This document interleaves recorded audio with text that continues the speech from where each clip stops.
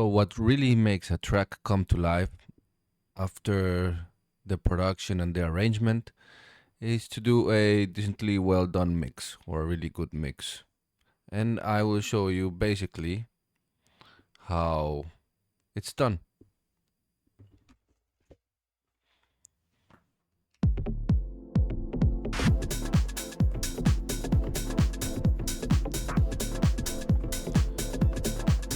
So that in the moment is the finished product now. I already mixed it. I quickly mixed it and I will show you how it's basically done. You can do it of course in more detail and I will explain you where, but for purposes of this video and to be more effective, I did it like the basic things. Okay, so I have all the tracks I created here, right? And really important is to understand, for example, what is a return track, like this one's here, this one's, this here are return tracks. You can put in these returns so many effects as you want, or a chain of effects. You can do until the H, I think, A, B, C, D, F, a lot of returns. And this for this track, I just made 2 to make it easy. Return tracks and everything like that. But yeah, you can basically put effects here. The other part that you can put effects on top is to a directly into a instrument. For example, I don't know, this chord has some effects inside, like for example this echo here, but for example this chords or this chord as well, they also have a effect here, the A, for the return number A. That is a reverb I created. Okay, so this ones you can use, this returns you can use in every channel. If you put to a channel and effect on top, it's just works for that channel. Okay, so it's you can choose. Anyway, the machine will be a little bit more will be slower if you put the effect here on top. If you have a good machine, doesn't matter. Okay, so apart from that, okay, here I have all my track. I kind of organize it. I didn't organize it like I didn't name everything, but kind of. Here's my kick. Here is a sidechain channel. Here is a group channel with all my basses and the chords. And everything that comes, the pad, the claps, the snares, those little details somewhere, the hi-hats and the tambourine and some little more details. So first let's start with the kick, right? The kick is a 909 kick. For this kick, it's important to know that there are some instruments that it's better that you keep in mono. Okay, so the kick is one of them. Okay, remember that. There are many of them. So one of them is the kick. So what do? We put a mono after the 909. You can search the mono here and you will get there. Okay, there you can search for it, and then in utilities, in effects, you find the mono. You can use mono or bass mono. Bass for the bassy sounds, mono for the normal sounds, right? So you can use for the kick both bass or normal mono. I used bass mono in this case. After that, I just put an EQ, right? For this mix. There will be furthermore in other videos, maybe we'll put compressors on the kick. But for this one, no. Why? Because the 909 kick is like really good. I know it's like really well done. It doesn't need like too much more. It just needs a little bit less from stuff, but not more. So what do I have in my kick then? The mono and an EQ. And the EQ for the kick here, I just cut it. Here I just cut it with the cut, but with a high pass filter. It's a high pass filter. This one with this form here. Okay. And there are many type of filters. Low passes, low shelf, bell, dodge, high shelf, low pass filter, high pass filter. High pass because it lets in the high frequencies and cuts the low frequencies. This is why high pass. And I put a high pass filter here in like 40 for the kick, 40 hertz. And I cut it a little bit, a few dBs here. Here's 5 dBs. You can use you can just check by ear. But I cut a little bit here because I want the 50 dBs to be the main frequency of my bass. So and I don't want them to be competing. So I did it like this. Okay. So that's for the kick. Let's play the kick. That's my kick. This is a compressor that I put in here, but it's turned off, as you see. I will show you another videos. So let's take it away. Here's the sidechain. The sidechain is a kick, another kick, just like this one, but I turn it off. Why? Just to use as a sidechain, because I sidechain many compressors to the kick to lower the volume every time the kick sounds. But for example, in these places here, like when there is no kick present, I want it still to be pumping. The sidechain, just a kick for sidechain, I turn it off so we don't hear it in the track. It just activates the sidechain compressing. So that's that. And I will show you later on in this bass. So now I have the bass. Okay, I will start with this bass.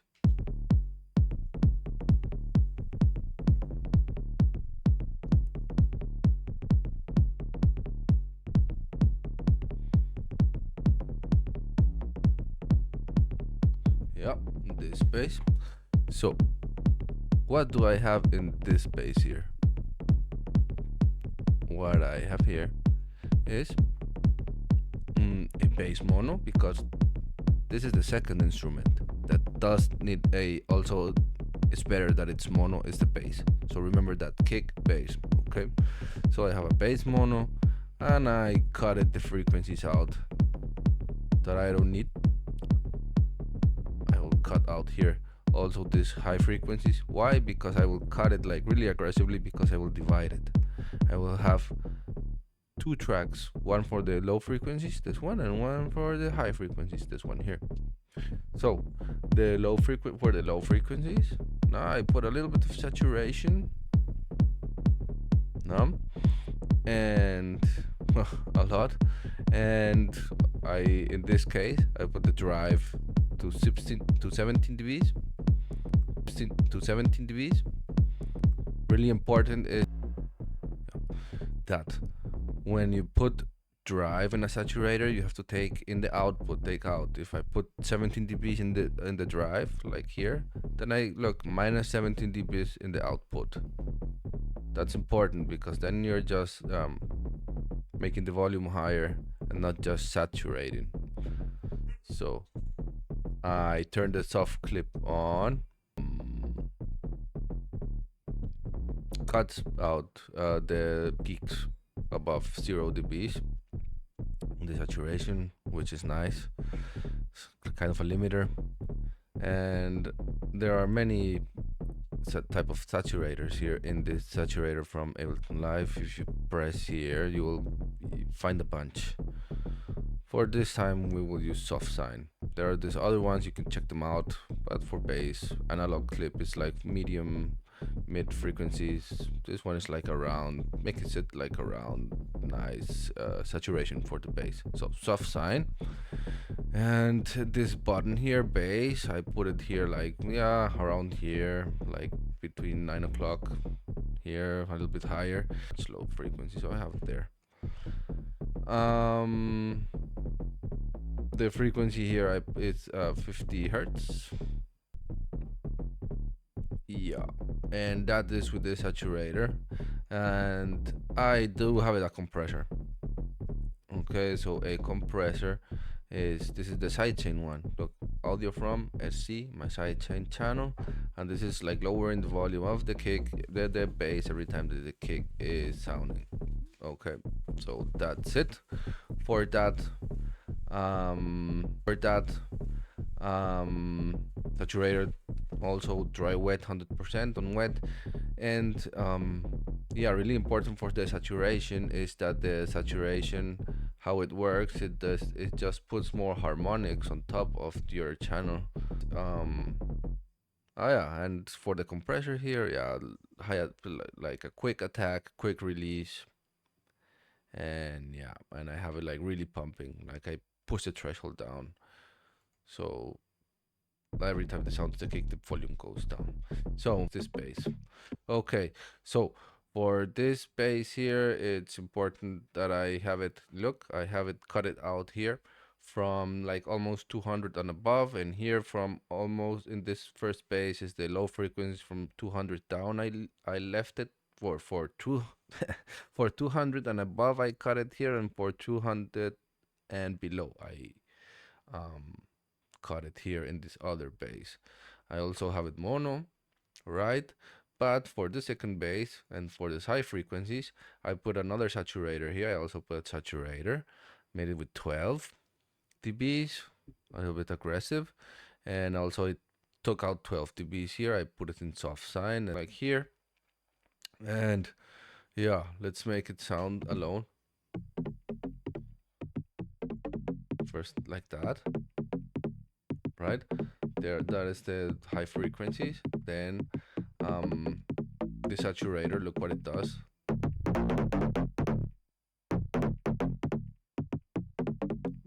You know, but I have it in 12, so it's not too much. And so this one, look, that's what is saturating. You choose here. What are you saturating right now?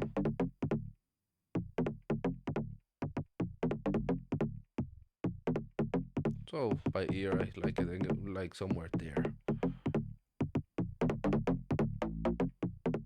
Let's put it in 15, then minus 15 here. Clip on, and then what I did here for this second bass here is put a chorus bass. You can search it here. Chorus bass here, and that fills with the bass, with the whole room with the bass. Okay, you look without it, with it, and then a sidechain compressor. And then this is why I created the second bass, to put this on top and not do this to my low frequencies. I don't want that to be happening. And so both basses together sound like this. 1, 2. Okay, so that's a trick for the bass. Then I group the two channels, right, the two basses, and for them to feel like cohesive and that they are one same bass, I put a little bit of glue compressor there, but just a little bit.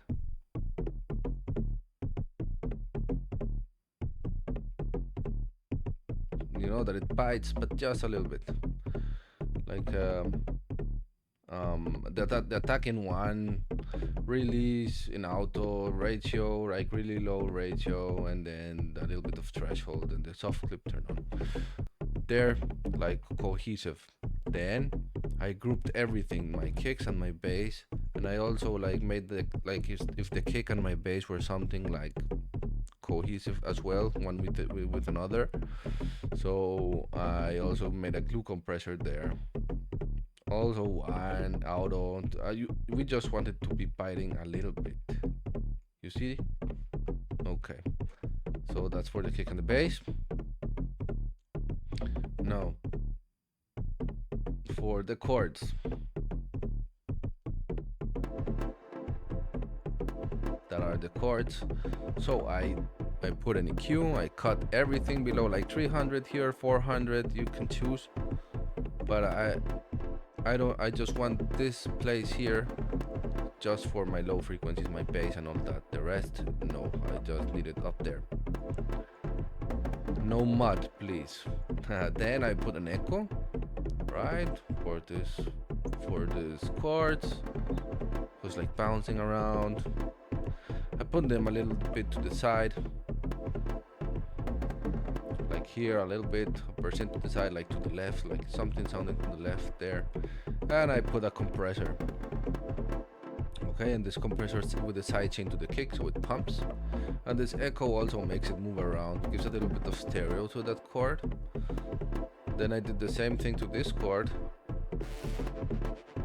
I also cut it, everything below that I don't need, a little bit of echo. And this chord I have like an auto pan, a really high one. That's why you hear like the chord makes this effect that it goes from one side to the other one fast. It's this auto pan. Okay, so then to this chords I put a little bit of reverb chords, and then the reverb. Then I let's play this chord. It's the same thing. You see an echo, then I cut everything that I don't need. In this one I didn't put a sidechain compressor. I just wanted to flow. And in this one I also didn't put a sidechain compressor, but I did put it to pan, like here. Okay, so this is one, and this is the other one.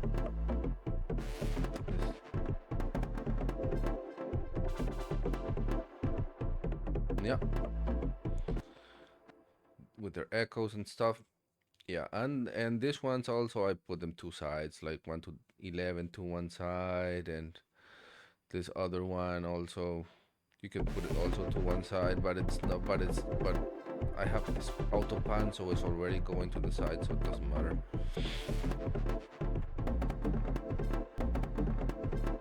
Okay, so the other thing I did with these chords is that I gave them a reverb, right? So this is the reverb. This one there that goes to this A here. And how is my reverb chain? Yeah. How you see, I have an EQ before the reverb. I cut it everything below 400 or something. We don't need reverberation in these frequencies. It just makes mud. Then comes the reverb. You put it however you like here. Doesn't matter. This is a taste thing.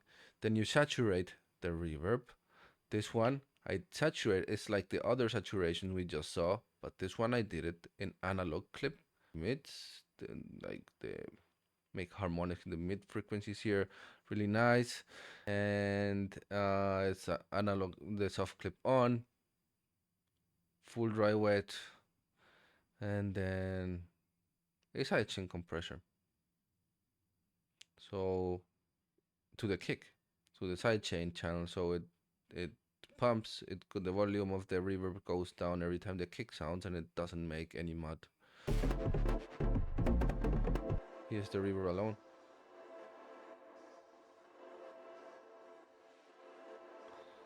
Again, drive, you can put it much. What's important here is this compressor. It's stuck in that reverb every time that the kick sounds. So that's for that. Then I have my pads. My pad that, like in the bass, I divided it in two channels. One channel is a pad with an echo here, like this one in 1/8. Sounds more far away. Then I have this EQ, which I EQ it in mid side. Here you put here, I put it in mid side.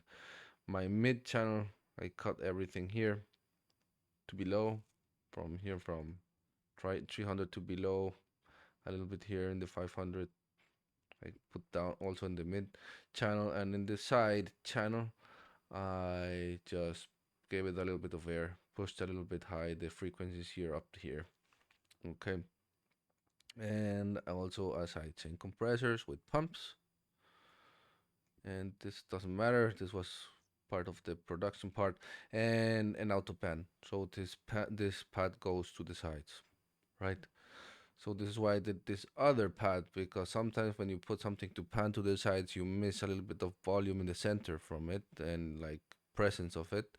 So for that, I used this. I duplicated this pad, and this pad is almost the same, but I left it in mono. So I have a pad in mono in the middle, and the other one in panning to the sides. A little trick, like I will show you without the mono one.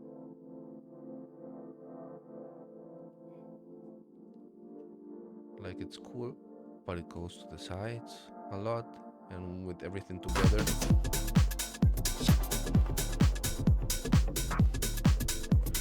it can lose like presence. So I put the mono one.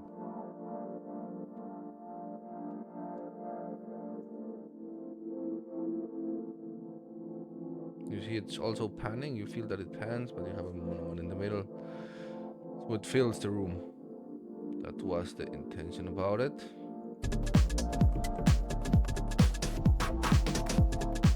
Also reverb. Then I have my claps and my snare. I remember that I use a snare as a clap, and I layered it with a clap, right?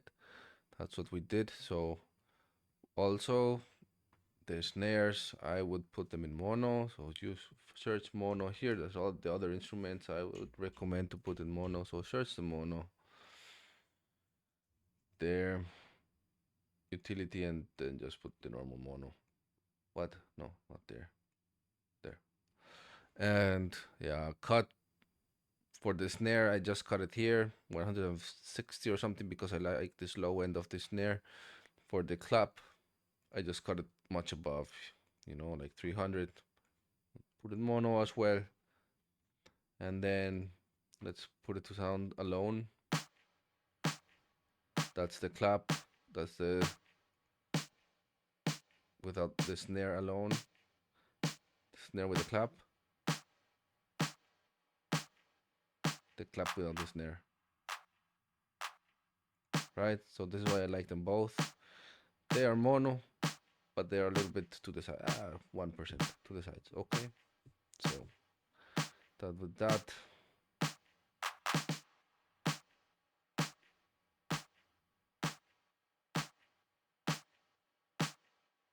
So they don't give too much weight to the track in one side. So it's not heavy in the right or in the left. And this clap, I just put a little bit of delay to the track, to track delay. You see I put it min at 7, so it does it's not like precisely on time those both, so they sound layered a little bit apart, and they make the sound more rich. Okay, that's how I did with them. Also put a group, and there you could put a glue compressor if you want. Also just a little bit. 1 auto, 2 here, so they feel like something cohesive. Not much, because if you put much, you take it all away. Okay, so that with that. Here I have also some other snares, like this reverse snare, I think it is, or this, yeah, this snare roll here, which I also cut some frequencies out of that, and I put that one really to one side, like 17% to one side. And then I have this other snare here, which is a reverse snare that I have it like it's the snare, but in reverse, right? That we did. And this one I put it to the other side. Also cut some frequencies there. whatever you don't need, cut it out. And then I have this little clap here, whatever what it is. Yeah, that has a delay, and I cut it also out. It's just a little effect that I put here in this part without a kick, right? To make something different there. And it is in the middle because it goes like to the sides with the delay. Then I have my hi-hat group. So I have the main hi-hat,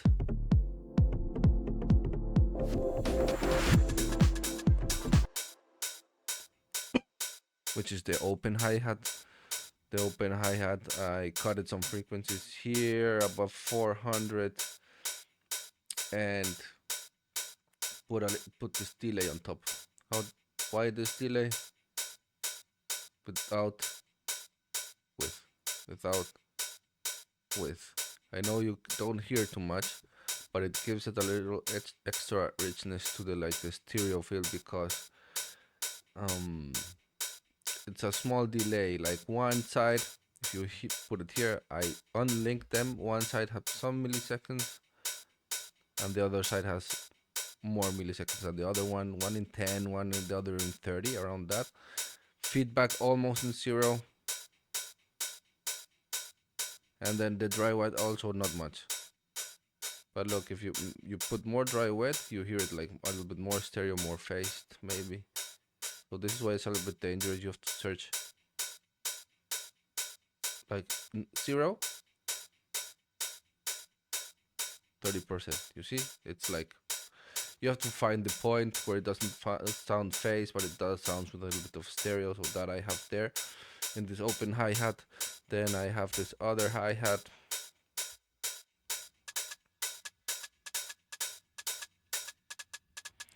So this hi-hat, open hi-hat, I have it in the middle.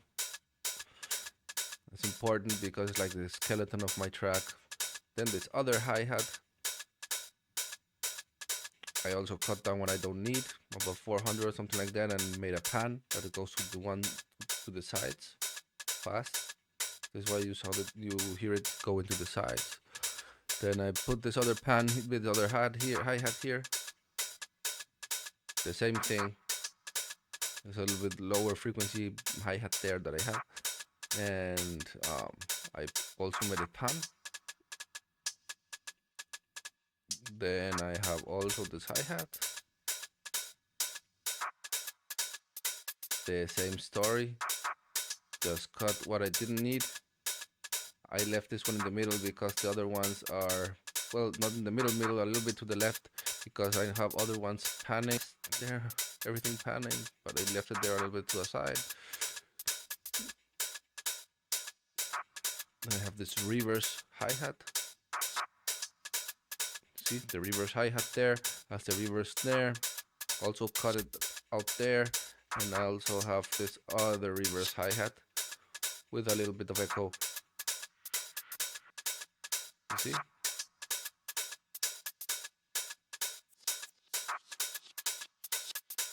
Like as a sound effect. And all of those hi-hats, I grouped them, and I also put a glue compressor on it. Then I have the tambourine.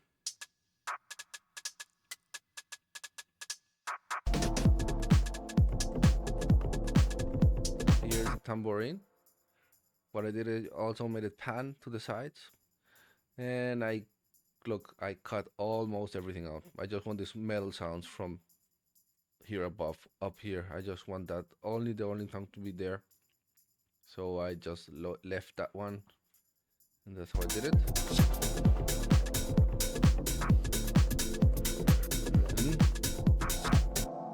We have the glitches here, right? In which we made in the other class, right? And this also have some, I cut it out everything like above 450, 500. We don't need that. Making mud. These other glitches, I did the same with an auto pan. and I just cut everything above like 700 or something like that. And I have yeah, I didn't even put some reverb here to the glitches. You could do it just a little bit if you want, doesn't matter. And then I have all these reverse sounds here, like for this part. It's reverb, reverse clap, reverse kick for the beat, and a cymbal, which I also put some EQ, but not too much more, just an EQ. And in this cymbal I made a reverb on the reverb, so to make it like a more drastic reverb. So, and yeah, it's that, which when everything together sounds like this.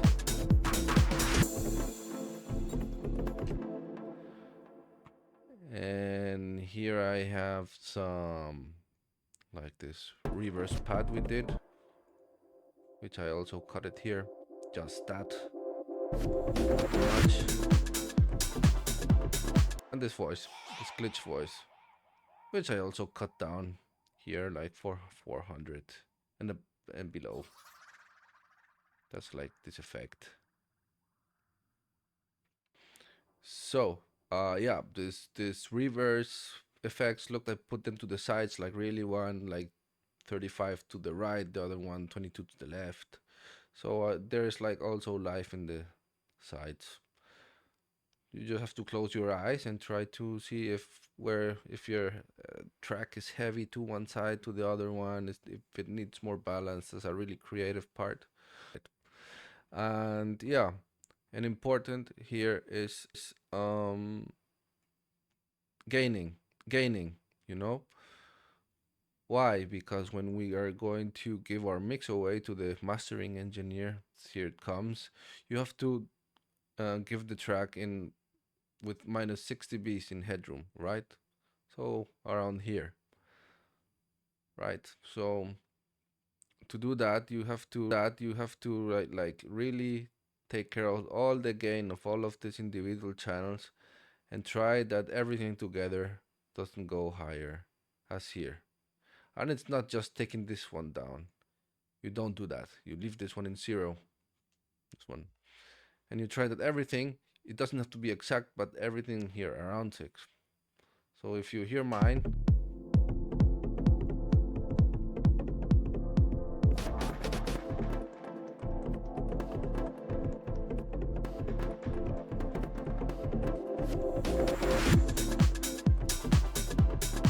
like everything is here around 6, maybe it goes a little bit up than 6 sometimes, but not too much.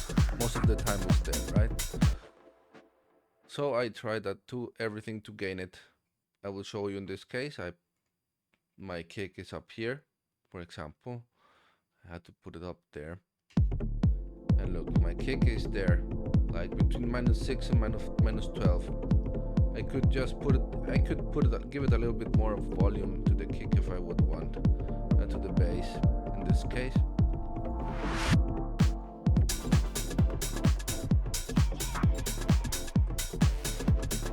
But the important thing is not to go above 6, you know? So to move some channels at the same time, you just grab one control and with control pressed, you grab all those channels, and then you can move the gain from every channel at the same time.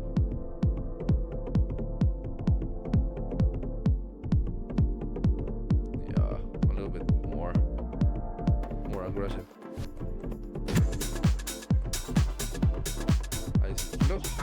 I put that up, and it's still not going above minus 6, which is good. So the kick, I have it in minus 6 or something. Then important for the bass goes almost always that it sounds good. I mean, like a general rule, minus 6 dBs on there. Better kick.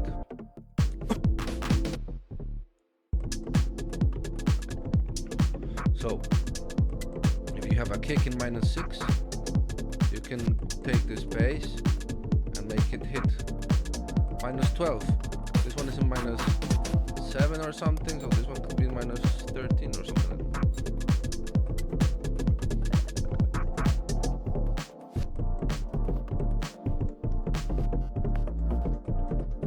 So that would be a good place for the bass. So now I took up this one, the low frequency one. Let's take up this one, the high frequency one.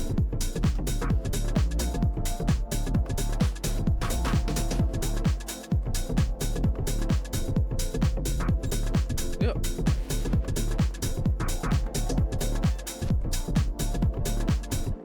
So that for the bass, like around -6 dBs. Then the chords are working.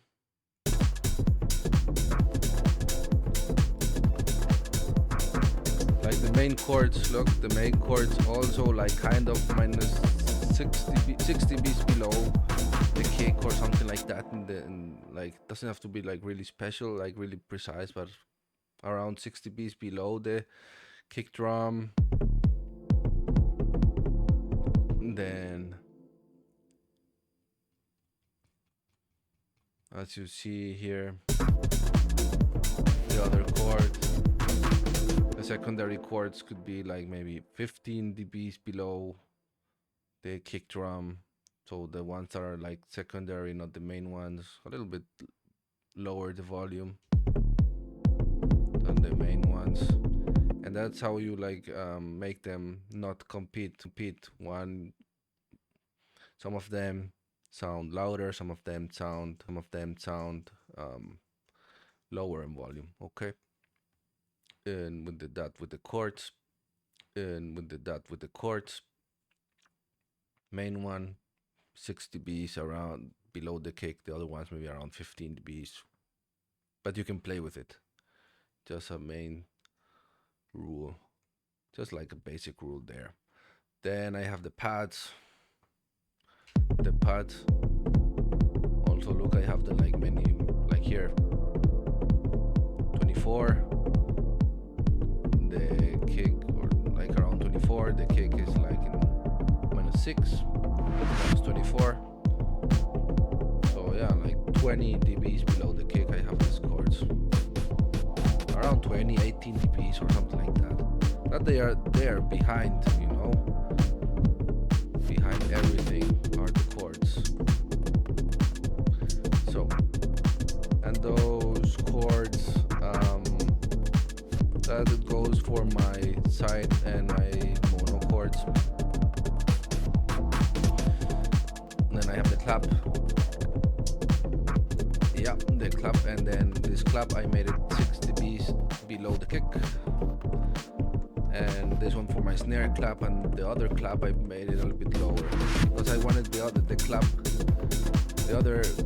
clap that goes later with my snare clap to feel that you can feel it more there, like behind, like it's the little thing that complements this, not the other way around.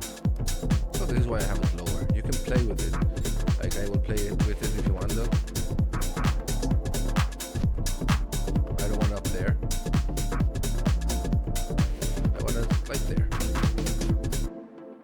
The other snare I have it also there.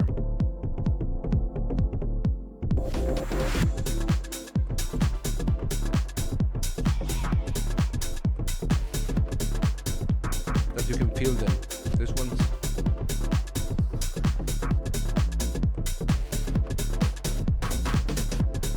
you see, you feel them, and I put them like to the side, so I can really tell the difference between this snare and the other one. And also a little bit like 6 dBs around below the kick.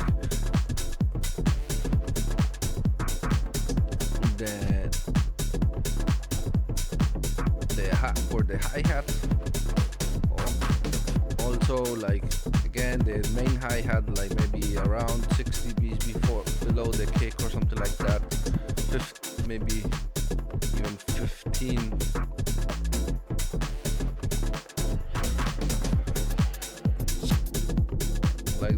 minus 15. My kick is minus 7. Right, minus 6, so maybe 10 dBs below or something like that.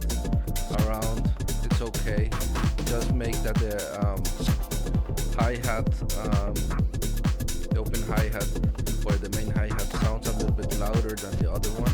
The other ones go around this one, so this one has to be like the main star and the other hi-hats are helping him. Right, that's how I can put it. Look, this one, this hi-hat goes up almost until 14 and this one's go like until minus 20, 17 or something like that. Yeah, a little bit lower than this one.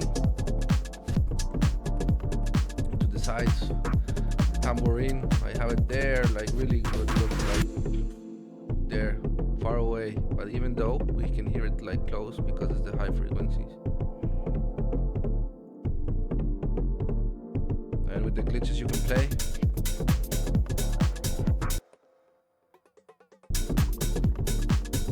You can make them sound loud if you want, low. I have them here like maybe 20 dBs below the kick.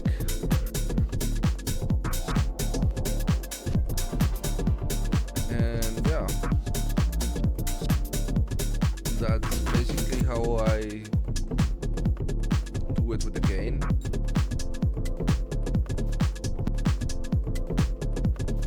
So we'll try that the kick is the loudest.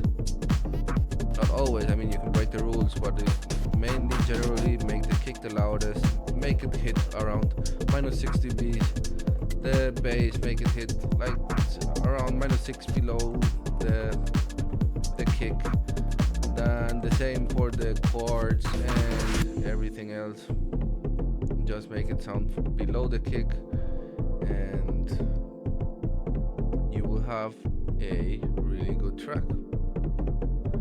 Like a generally bass mix track, then you can do whatever. You can like start to be more creative, put a little bit more detail, and you will get an amazing mix.